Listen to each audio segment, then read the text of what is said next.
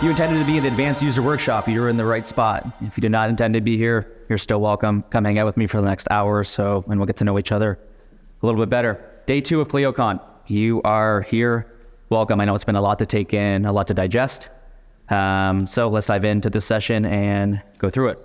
Before we jump into what we're covering, this slide showcases our visionary sponsors. Take a moment to note them up on the screen. Today's agenda. We are going to go through a quick introduction, then we're going to talk about 4 different components of advanced user features. One is the value of lists, why they're important, why they're relevant not only in your personal life, but also within your business. Matter stages and matter statuses, why those can help and how they differ from Clio Grow to Clio Manage. Effective communication, how consistent communication is going to help you connect better with your clients and allow them to understand the proper ways to communicate with you, and also a way that they can understand any of the bills that get sent out. And then finally, nailing the last touch. That's going to be a little bit about a payments workflow and the way to send out the bills so the clients don't feel so intimidated when they do have to go to pay their bills and actually help you get paid on time. Before we jump into everything, who am I? Why am I up here? Why am I qualified to be up here? I am a training consultant with Clio. I spend most of my days dealing with firms ranging from 20 to 150. In those sessions, we go through all facets of Clio, but mostly through the advanced user functions.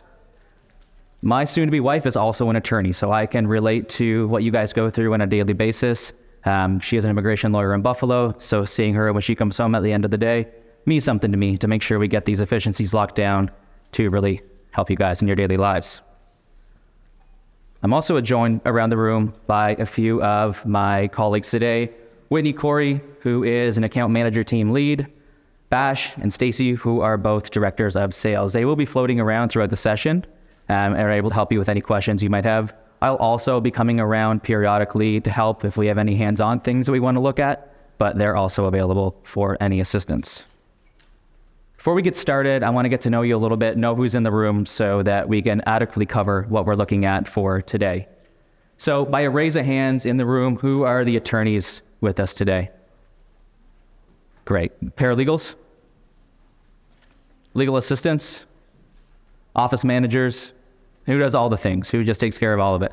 Cool. That's what I thought. Great. Awesome. And in terms of firm size, do we have any solos in here today? Great. 2 to 4s. Perfect. 5 to 19. Any 20 plus. Amazing.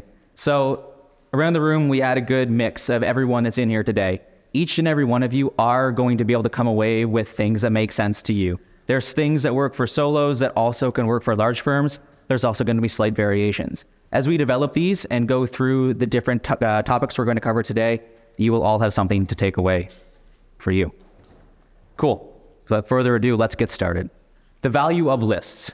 When we're within either Clio Grow or Clio Manage, it's really easy to get sidetracked. Not only from the tasks we have to do within Clio, but just everyday life. When it comes to intake, there's specific things we need to do and grow. Once the clients are converted and over and managed, there's a series of things we need to get completed. Let's first start with checklists. Checklists in Grow are super useful. They allow you to streamline any of your intake tasks, communicate next steps, and follow up as required. As the demonstration is showing on screen, we get visual cues within Clio Grow. Whenever it goes from, let's go back to do that one again, orange to green, that means that the steps have been completed. So if we lay these out all by practice area, we're able to know what next steps may be. So the very basic example on the screen is, first we're going to send an intake form, next we're going to review that intake form, then we're going to schedule a consultation, and then finally get that engagement letter signed. Super basic. What I would encourage you to do, if you have Clio Grow, and if you don't, come talk to me later, is to work on getting these optimized based on your practice areas. A lot of the things I talk about today are going to be based on practice areas or case types. So let's really look at those. Shift quickly over to task lists and I'll tie it all together. Checklists in Clio Grow is for intake. Task lists in Clio Manage are super useful. I've been in the Success Center the last 2 days. 75% of my talks have been about task lists. What can we do with task lists? Well, we can set trigger dates and relative due dates. So trigger date means today, something we do. Relative due dates mean we can make it contingent upon something else. We can be detailed within these task lists, but we can also set reminders.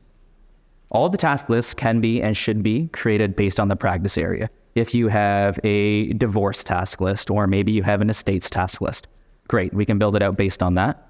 We can also go ahead and build out an intake checklist, or perhaps a day 1 through 30 or day 31 through 60. We get into the breakout session here in a second. We're going to look, there's something on your handouts there that you'll be able to see. It should look like this. It shouldn't say LAYA on it. It should be the Advanced User Workshop. There's a bucket up top to be able to fill in a task list. But if you have your computer, I will walk you through the steps on how to make the task list. And also feel free to jot this down as we go through it. So with the task lists, where do we find them? Task lists are in the task tab on the left-hand side and in the top right. When we click on task list in the top right, it's going to say create new task list. From there, we can then name it and then make it based on the practice area. If you don't have your computer in front of you, totally okay. There's going to be resources at the end, and our help center will be able to help you out.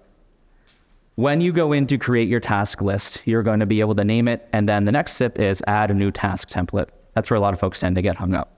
What we want to make sure whenever we are going through our template is that we're able to actually use it.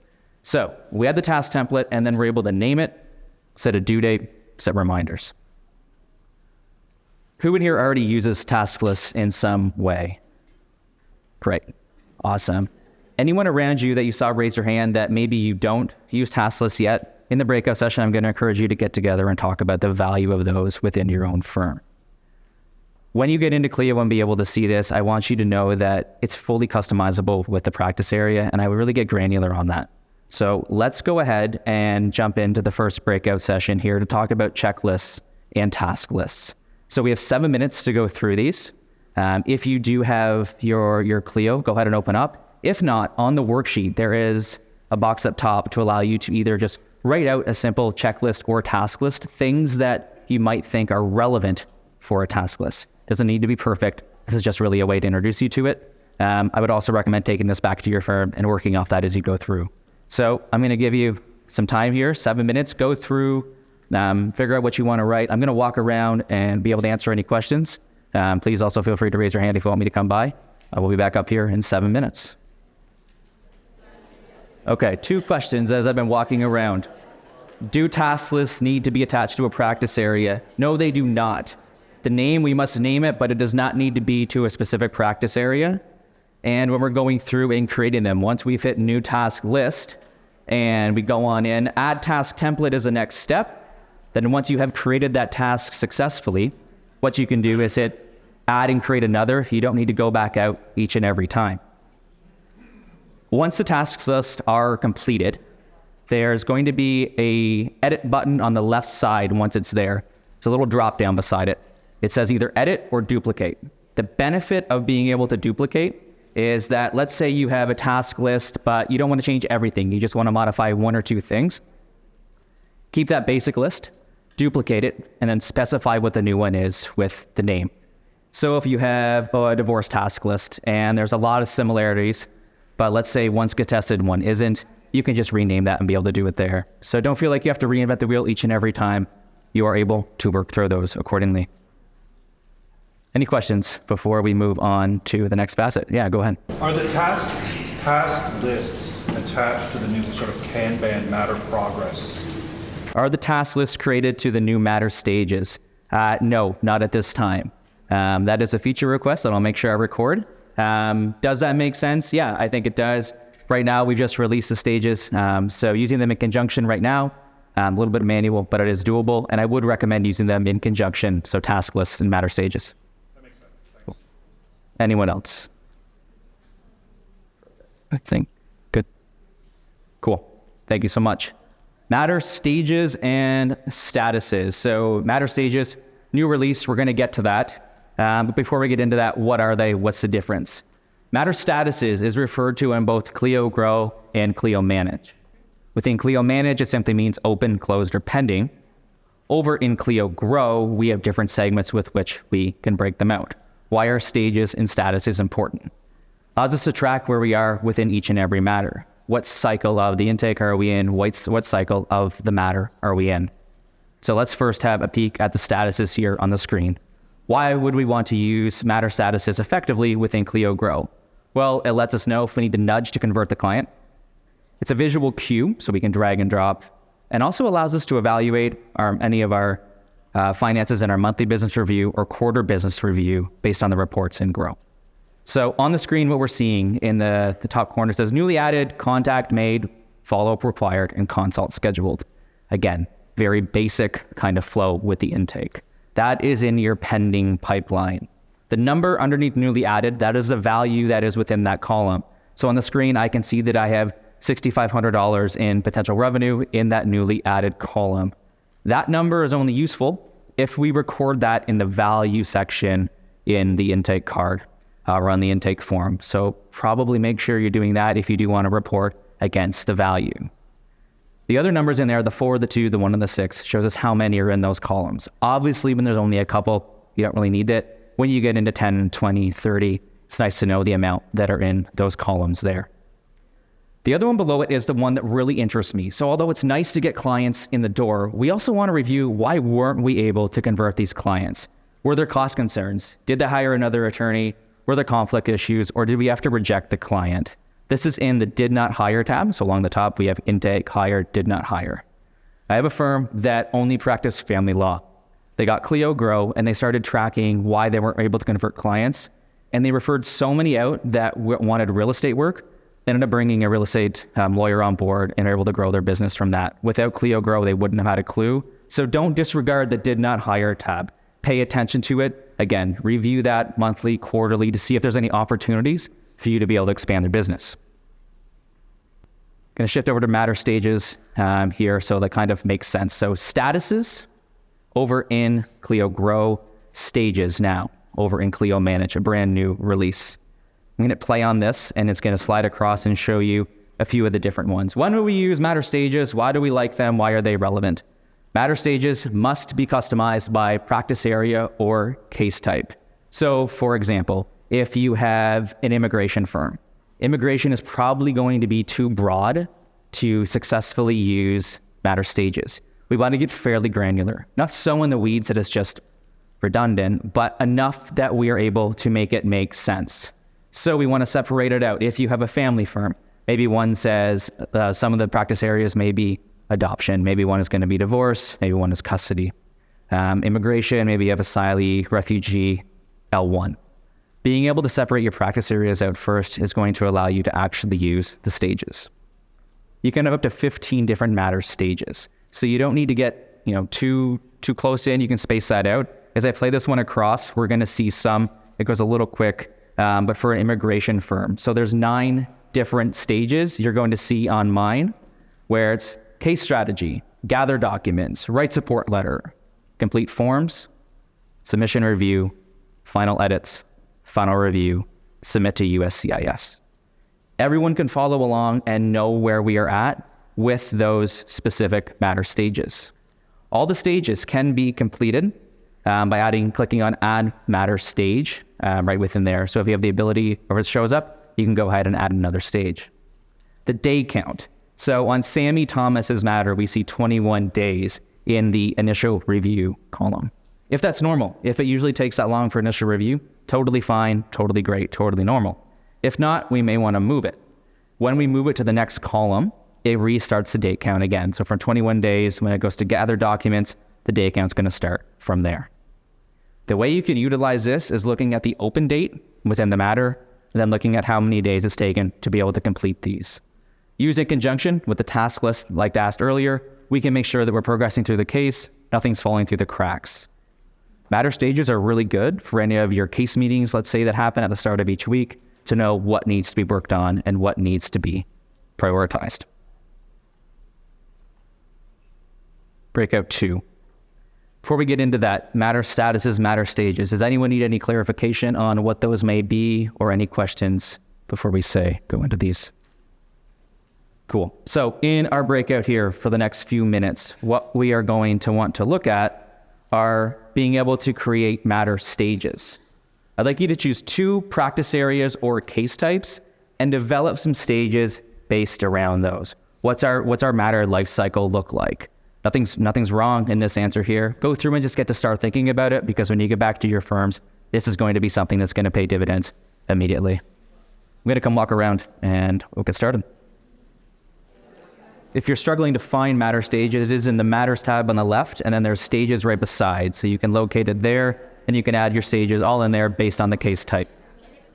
Can you view Matter stages within the Matter card? Yes, indeed. In the bottom left, it shows Matter status and also Matter stage. It's down there. So not only in the boards, but then also back in the right in the bottom left of the Matter card, we can see the stage as well.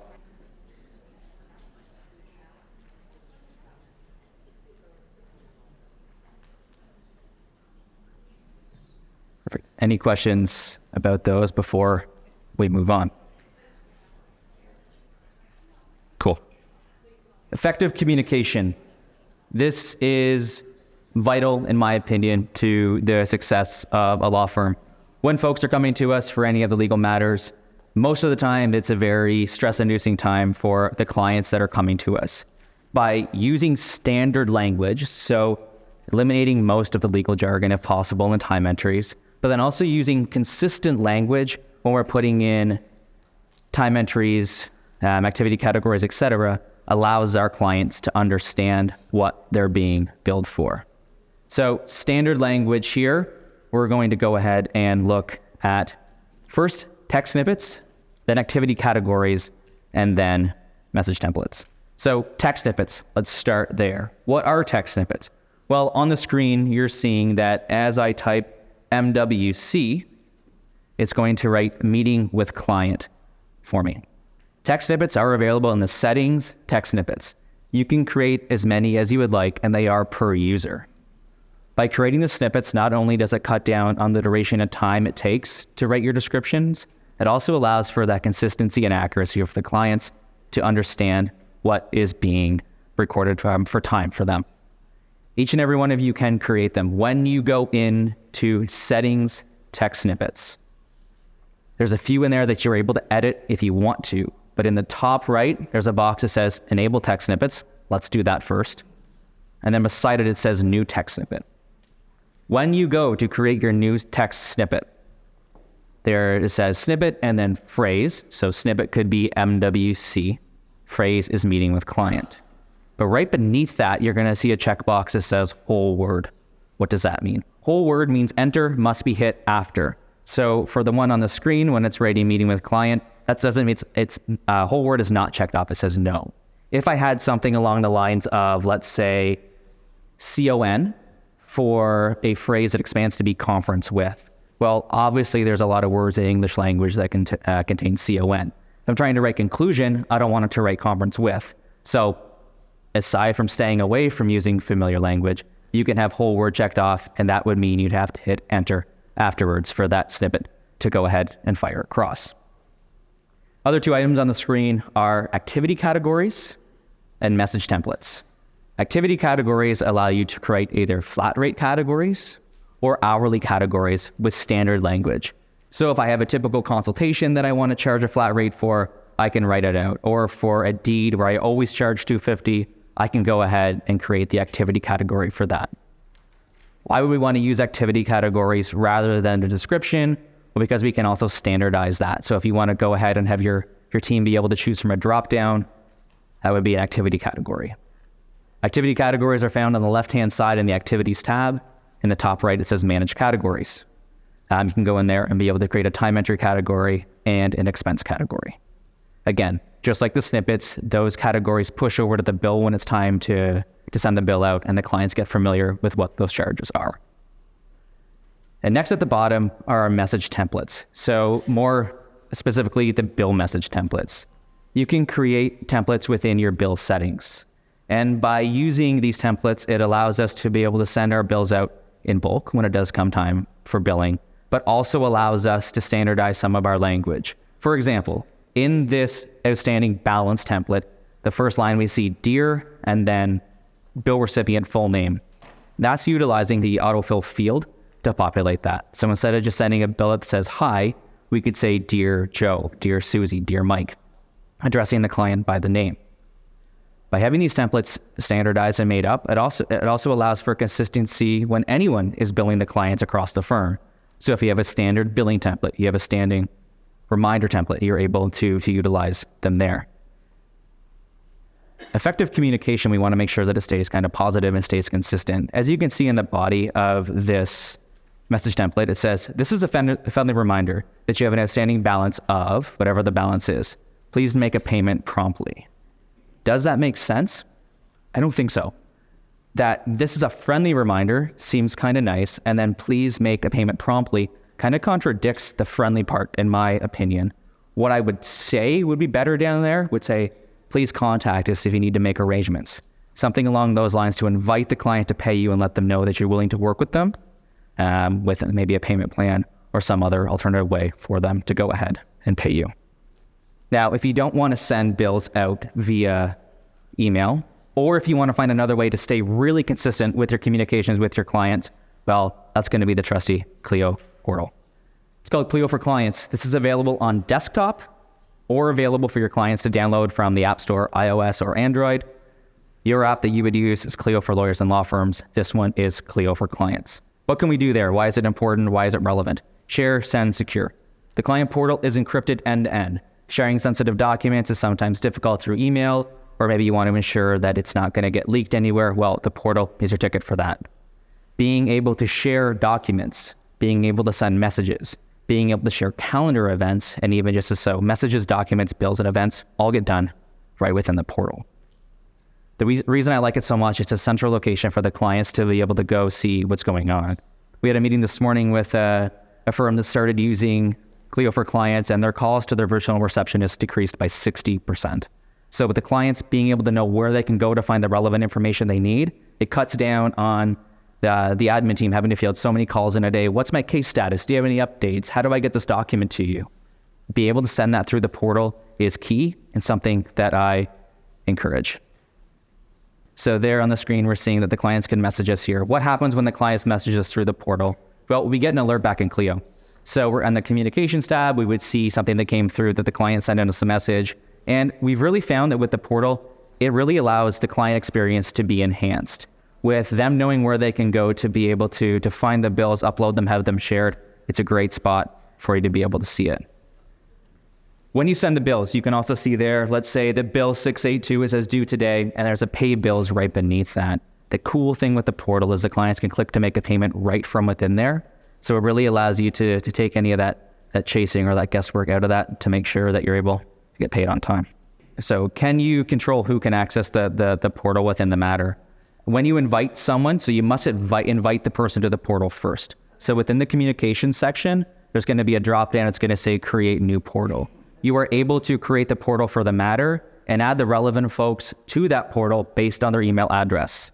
When you've added them, on the right-hand side, there's a list that says participants. If they are sending you too many messages or you don't want them to be able to access it anymore, you can remove them. And that's going to remove their ability to access the portal, but you're always going to have it there. So you're always going to have a record of any of the messages that came through, but the clients won't be able to access it. Another cool thing with that is that you get read receipts and viewed receipts within the portal. The clients don't get that in return. So if you send the clients a message or a document, you're going to know at what time and date they opened it, or at what time and date they've read the message or opened the document. So really nice for you to have that. So in the top left of the portal, there's a button that says toggle on for share all client portal events. I'd recommend doing that. Our e-signature is included with the client portal. Currently, no, it's all by email for right now. So you can be able to, e-signature is built into Clio from the document section. So, but it would still be done via email for now. So yesterday there was a workshop for advanced users, and they talked about activity categories. If you go into the app and go to that session, there is a handout that's included there with that to be able to find those. Any of these, as you're going through and looking at, you can also go to help.clio.com and you're able to search within there and pull anything up. Most of the sections contain a sub 2-minute video, as well as step-by-step instructions on how we can go about being able to create these. I'm also happy to stick around after and explain things a little bit further, and we do have quick start webinars that are available for anyone to attend if you do need a little more help with these as we go. Any other questions? Yeah, go ahead.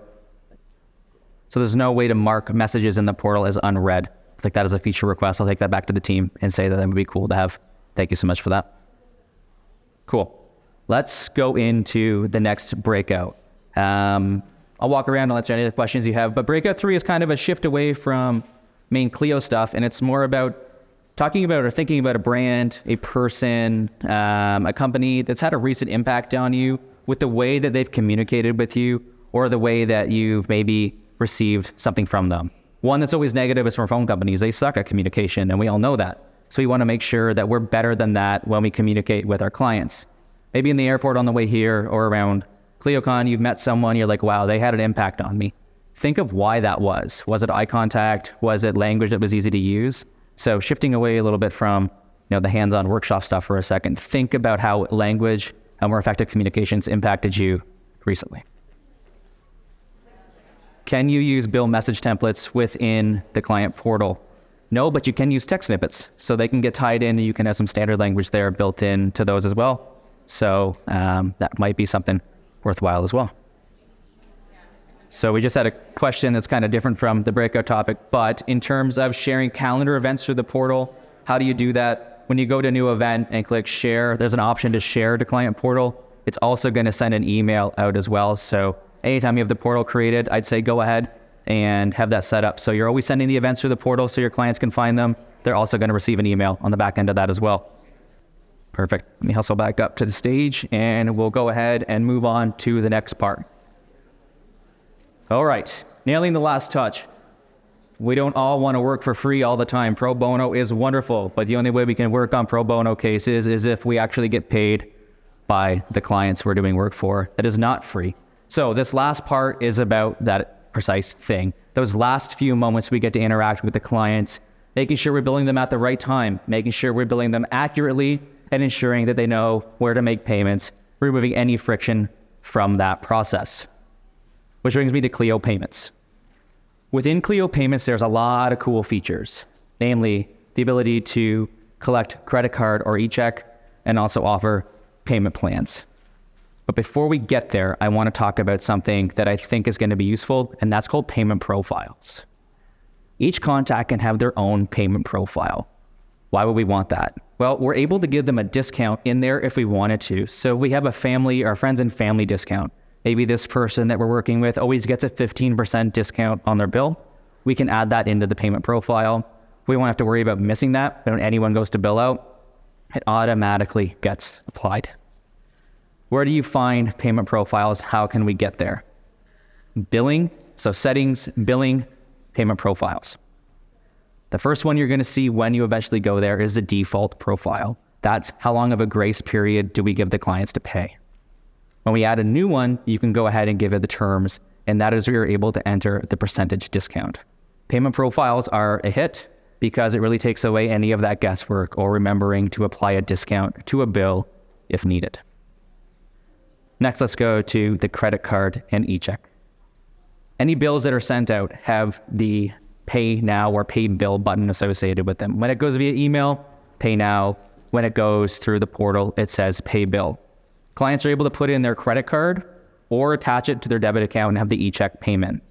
You can vault these payments also for the clients. So if a client wants you to keep a credit card on file, you can. It is 100% PCI compliant, so no worries there. If it's something you want to do, that's great. If you don't feel comfortable, that's okay too. The clients are able to pay each and every time with that. Then we also have payment plans.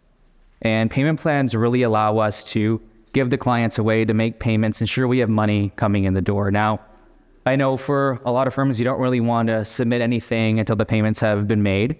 Totally fine, fair, smart, reasonable.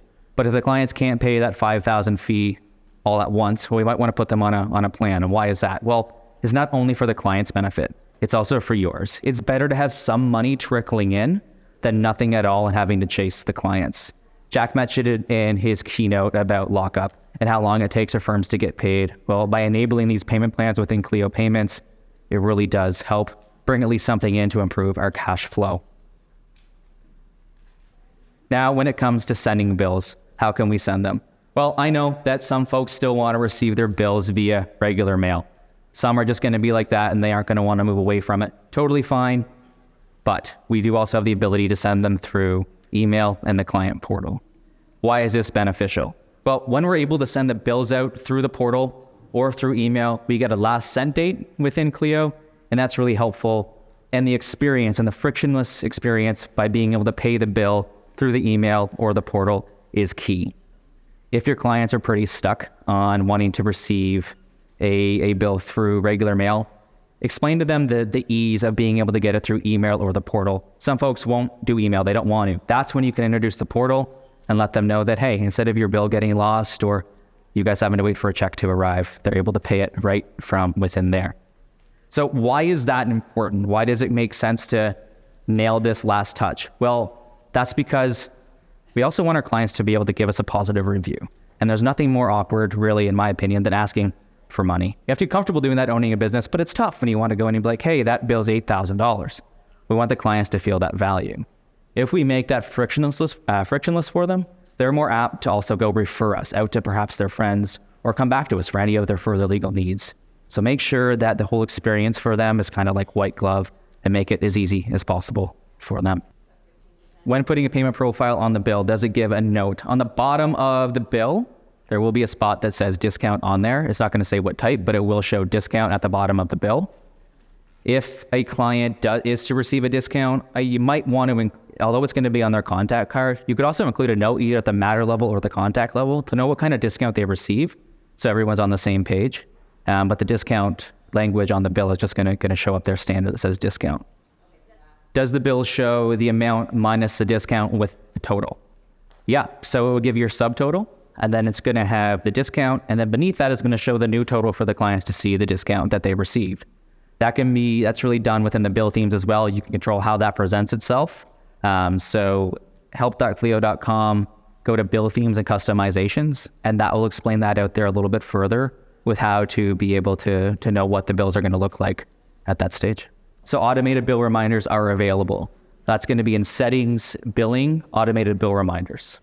You have two things you can choose from there. So you can have a specific date. So let's say 10 days after bill issued, then you have a follow-up one. So 10 days after bill's issued, I want to send a reminder. And then the next line is every 10 days thereafter, let's say. So you can control how often you're sending out those reminders to the clients. The benefit of that is it's going to send the reminders until the bill is paid in full. So you can set those up, set it, forget it. The clients are going to receive those reminders to actually make the payment. That's where those message templates come in key. Nice, effective communication, inviting language to allow them to make the payments. Go ahead. Can you send in the bulk emailing? Can you send more than one invoice to a client at a time? In bulk billing, can you send more than one invoice to the clients at a time? Grab all of them? Yep. Can you grab all of them? So there's two answers to this. You can send them individually, or when you click generate bills, so billing new bills, select the bills you want. Then the next screen after you hit generate, on the bottom right, there's a checkbox that says combine multiple bills into one for the user. So combine all bills into one for the user you're sending it to. Yes, that'll do that. And then it breaks it down by matter 1, 2, 3, 4, 5, all within that one invoice. So they can see the time entries for that specific matter, and then the subtotals, and then totaled at the bottom for the clients to be able to see. That's the group invoice. I'm talking about clients that want single invoices per matter. Will it put all of those? So we may have one client with 40 matters, and we're billing 35 of them. Will it put all 35 invoices in one? I mean, not one invoice, but will it put it all in one email and send all 35 at one time? Only if you... Can you combine multiple bills to be sent at once for the one invoice? When you go to send that out, I think it does. If it didn't separate it out, it's going to show invoice 1, 2, 3. Let me clarify that after. I don't have my computer in front of me. I'm sorry to be able to test it, but I think so. It's a bad answer, but that's what I'm going to go with for that. Anyone else with any questions? Cool. Reflection time. So what did you learn in today's session that you'll take back to your firm? As wide-ranging as you want that to be, go ahead and think about that for the next few minutes. And while you're thinking about that, I'm just going to leave you with a few parting thoughts that I think are going to be key. Being a lawyer, if that is what you do, that is what you do. It is not who you are. Use these steps that we showed today to ensure that you're remaining human. We cannot be the advocate we need to be for others if we first aren't taking care of ourselves. So let's put these automations in place, take some time, get some time back for our lives, and then be able to zealously advocate for our clients when we're well rested and able to do so. Thank you so much for your attention today. I'll be hanging around a little bit longer if you have any questions. Enjoy the rest of ClioCon. I appreciate it. Have a great day.